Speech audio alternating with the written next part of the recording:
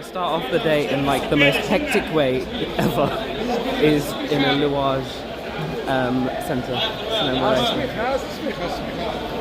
Okay. I'm gonna try and find my way. They have names. Assalamu alaikum. Tunis. Sousse. I see Sousse. Vous allez à Sousse ou Monastir, monsieur? Hello. Hello. السبيخة يا السبيخة تصورنا. Okay. يا السبيخة يا السبيخة. I don't speak Arabic. أريد أن أذهب إلى السوس. Okay, come on, shut up. I don't speak Arabic. أريد أن أذهب إلى السوس. Okay, come on, shut up. Okay, it's very hectic, can be very overwhelming. However, okay, I'm just gonna stop filming because this is I'd rather not be stared at by 1,000 people. Okay, it's not actually that overwhelming. You just basically come to the ticket desk, it says Sousse, and then you will follow the signs there and just follow a van. So it's not that stressful. Sousse. There are people who call you outside saying Sousse, Sousse, Sousse. But to be honest, I don't know, I just feel it's better to just go under the sign because at least I know I'm not going to be charged again or anything.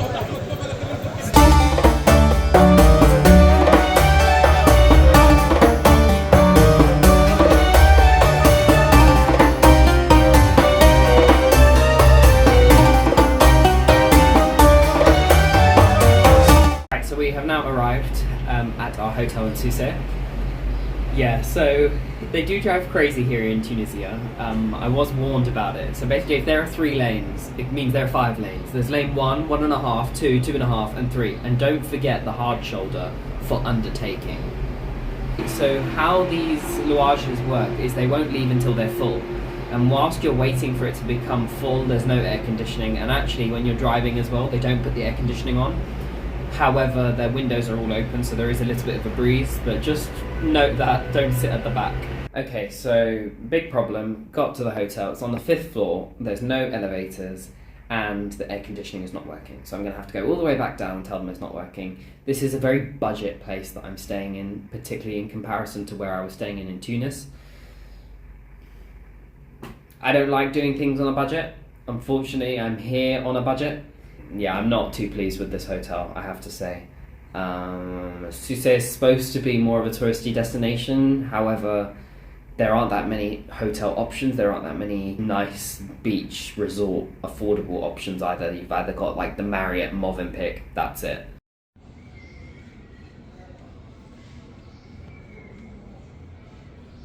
Okay, we're now in like Sousse town centre kind of thing.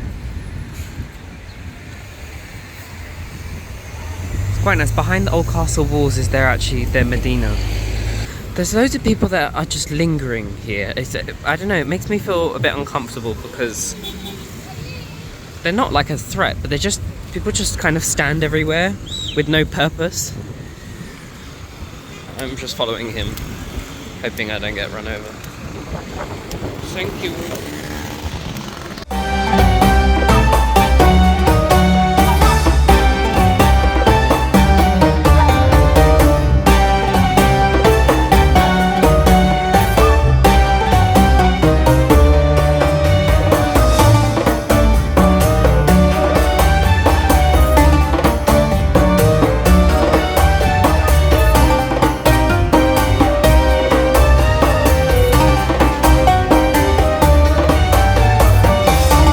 I believe this is the Grand Mosque because it's got a speakerphone at the top, so that's what I'm guessing. And the tower is the watchtower, which I believe watchtower they called Kasbah here, is what they usually say. Now if you thought because Sousse was more of a tourist destination that you'd expect to see more tourists here, right? Or, you know, you'd find more places which have good currency exchange rates and they charge good rates, right? No, you would be wrong. Unfortunately, more so than Tunis, I just feel this place is very isolated. I think maybe because a lot of people stay in the all-inclusive resorts, I'm not sure, but it's very dead. It's a nice place, it's definitely nice to walk around the old city with the old buildings, but it's just very dead. The other thing I will mention is about food here in Tunisia. I think it's easier to find food than it is in Morocco to some extent and Egypt. And there's definitely more food catered towards like Western people, and it tends to be nicer than the food in Morocco that tends to be Western. But still, again, it's like with all these countries, it's very difficult to find somewhere to eat, particularly to find somewhere to eat that's got good Google reviews, because I'm really weary about getting an upset tummy here. The things they sell here in the market are definitely more geared towards Western tourists. Whereas in Tunis, in the market, they're selling more kind of Arab dresses and kaftans and things like that.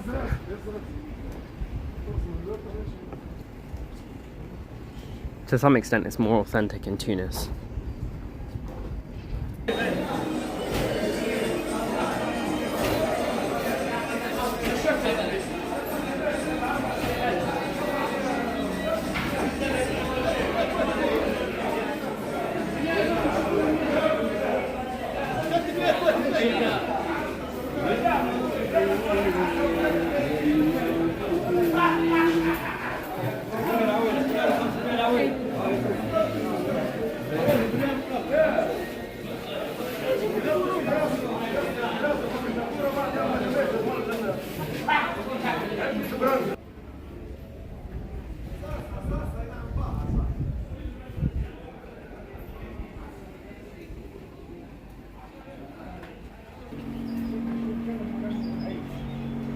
اخوي يا معلم صورناش صباح انا نشوف الصور.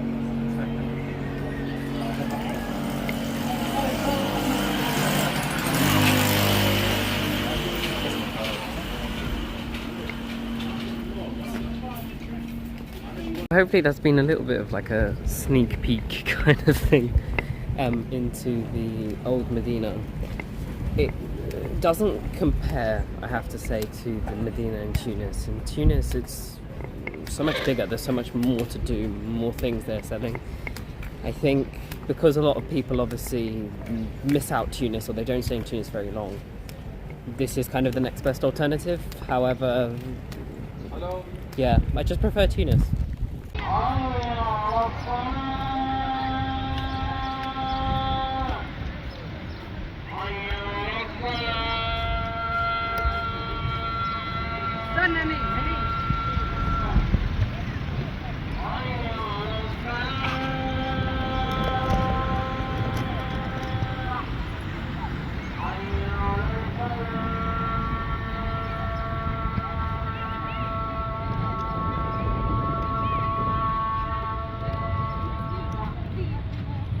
Okay, so kind of like for the past hour and a half, I've been doing what I do best, shopping. I might show you guys my clothes haul, I believe people call it usually, when I get back to the hotel in the evening. I don't know if they're shouting at me. Anyway, I have to say, actually, Tunisia's water is very clear, very, very clear. It's really, really nice. And as you just heard, you've got the adhan playing in the background. So it's just very interesting contrast. Like, I don't know, I don't, even in Turkey, you know, I don't really see that, where they have the azan and the beach, and yeah, it's really nice, really, really nice atmosphere. I'm gonna go back to the hotel and get changed, because I actually saw a sign, well, on Google reviews, and the first thing it said was don't bring your phone and your belongings to the beach. So I'm gonna go put that away and then come back here.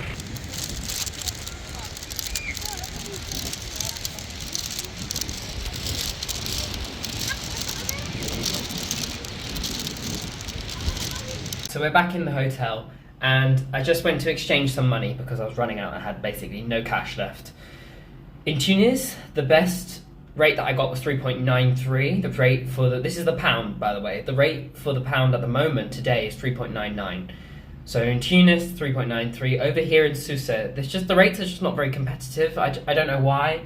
The best rate that I could find was 3.88. So they're taking a significant proportion through kind of forex trading, or however you want to call it.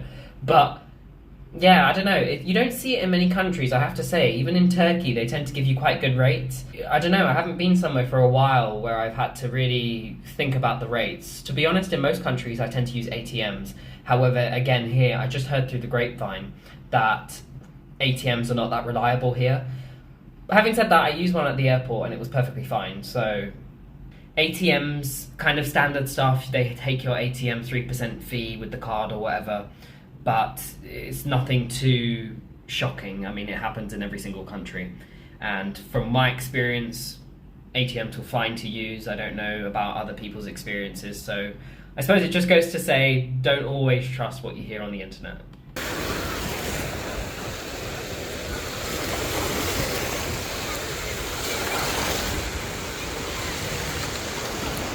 It's very clear. It doesn't look that blue from my camera, but it is actually quite turquoisey.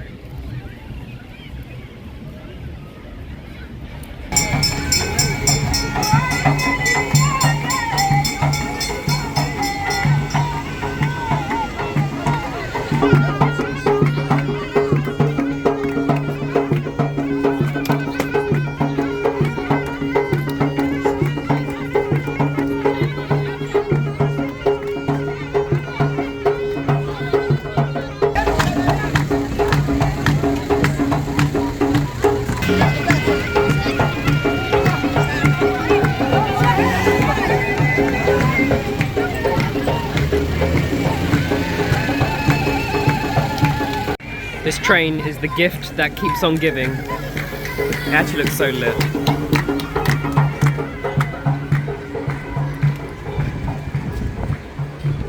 I'm just gonna do that. Every time I see someone now, I'm just gonna go, ah, la, la, la, la, la, la. I'm convinced they're just gonna stay there until there's literally the sky is black. There is actually this really rather creepy abandoned hotel right by the beach. It's such a waste because honestly, I mean, hello, Marriott or whoever, Hilton, are you listening? This, I don't know whether they had built it and then it went out of business, or if they didn't finish building it, because a lot of the places, a lot of the rooms don't even have windows, so I'm just not sure, but it's really eerie and it's in such a beautiful location. It's such a shame. Someone give me the money, I'll make my own hotel. We'll go 75-20. I'll take 75, you take 20. And the other 5% goes to my mum. It's like crazy how there's still like an atmosphere here.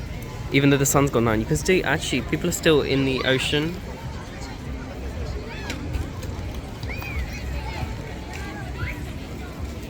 Right, I'm on the lookout, I'm on the search for Bambaluni. I'm sorry about the camera, I've tried to correct it a few times and I just don't know why it's glary like that. I actually did find Bambaluni, so I'm gonna go get that now, but there was a big queue.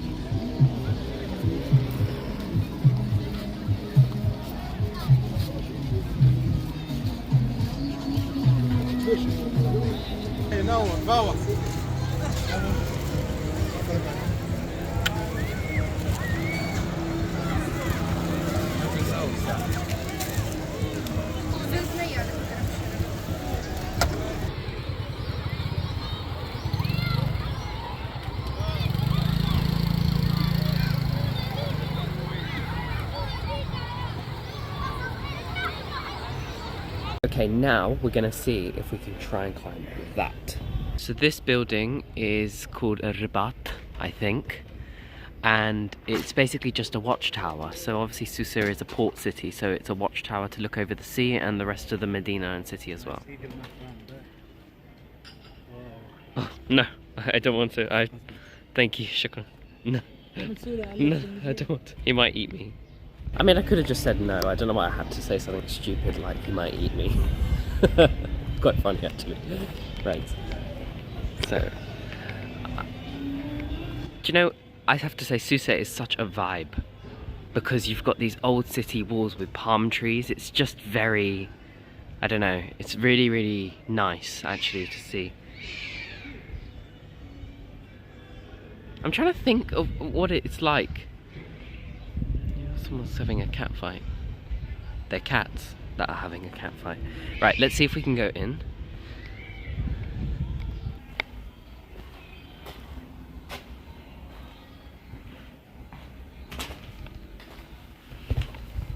So as predicted outside, yes, this Rabat was a fortress, and obviously because Tunisia is very close to the island of Sicily and obviously Italy, it was something which was more prone to invasion, but also it was important to have some sort of defence, which is why they have the Rabat here, which is the oldest building here in Sousse. So it's very nice actually, and one thing that is good about this in comparison to what you'll see in my video in El Jem is the one in El Jem does not have any signage or anything like this. Here in this kind of fortress, the entrance fee was 8 dinar. However, there are kind of educational things in both English, French and Arabic. So that's nice. We are actually on a tight schedule, so I'm going to do a quick walk around and then I'm going to try and head up to the tower for panoramic views of Sousse. Let's head up.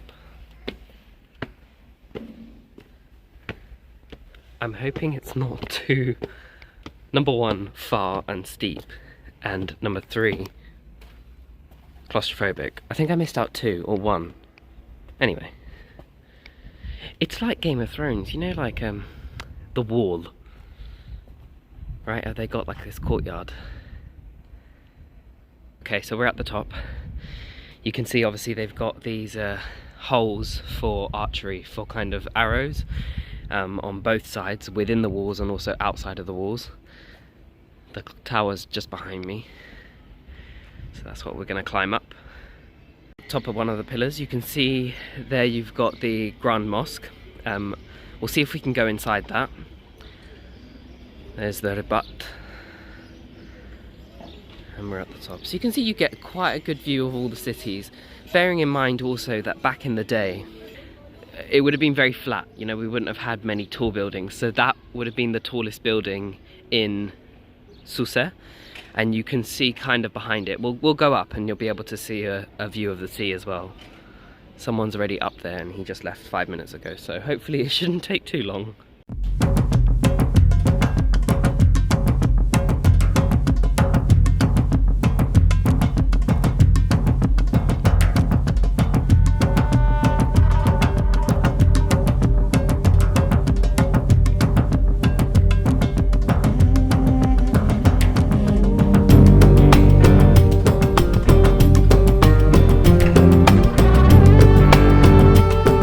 Okay, let's go inside. Oh, again, like, you know, why? Right, it is quite claustrophobic. I'm hoping there's lights somewhere. It's actually cool in here, which is nice, because if I haven't mentioned already, outside it's 43 degrees, so it's bloody hot. Anyway, oh look, and you've got pockets of windows as well where you can see the outside, so presumably they'd have arches here as well. Again, just use your imagination with me, people. Okay, it's not too bad to come up here, but if you are claustrophobic, I would say think carefully. Oh, made it to the top. Okay. Oof. Beautiful view, beautiful, beautiful view. Definitely 100%, if you come to Sousse, you should come up here. Let me catch my breath. In the meantime, I'll show you guys the view.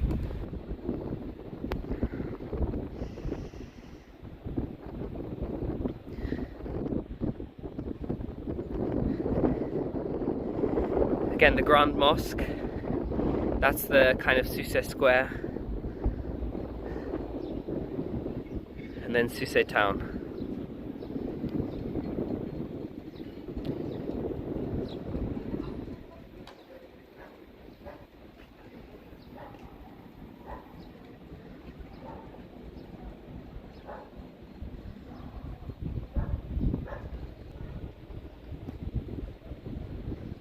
Also previously mentioned, you can see here this wall and you can kind of trace it, and it basically you can trace it all the way to the end where those tall buildings are. You can see it right there. So this whole complex is the Medina. So everyone that lives inside lives within the Medina. So the walls kind of surround that, and then again you'll see them come back, and they come back round just by the Grand Mosque there as well. So it's really, really beautiful. If you want to go in, you have to pay 5 dinar. That's into the Grand Mosque.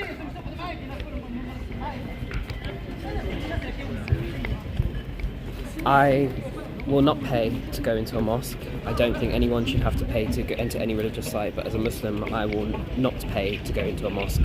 I did tell him, I was like, do I have to pay? Like, because I know here in Tunisia you can't go into a mosque if you're not Muslim. But as a Muslim, why should I, you know what I mean? Why would I pay to go into a religious site? I think it's wrong. So unfortunately I will not be going in there. I don't think, whether it's a synagogue, whether it's a church or wherever it is in the world, I don't think anyone should ever have to pay to enter a religious site. It's about educating yourself. Yeah, I know the money goes to the Tourism Council, but as a Muslim I refuse to pay entry to go into a mosque. Okay guys, I think this would be the perfect place to end the vlog. So I'm going to end it there. I'm just going to say something about Sousse. When I first came here, maybe because I was not staying in the best hotel, I was really not impressed with Sousse. But when you stay here 2 days, and I think 2 days is a really good time to stay here, and you just soak up the vibe of being by the beach and then seeing the locals having shawarmas and local food, you know, drinking Moroccan or Tunisian, sorry, tea by the beach, having bamboulini and all these different things. The vibe is just so nice. The way that some people live here is just amazing. And that's the Sousse life. So I would encourage everyone, if you are coming here, to definitely come to Sousse, because also then you take your day trip to Agem, so it's absolutely perfect, and there are other day trips you can do from Sousse as well. If you do not wish to see my clothing haul, because frankly you don't care, then I just want to say thank you very much for watching. Please make sure to like, subscribe and follow me on Instagram. If you do want to see, keep watching, I'm going to show you.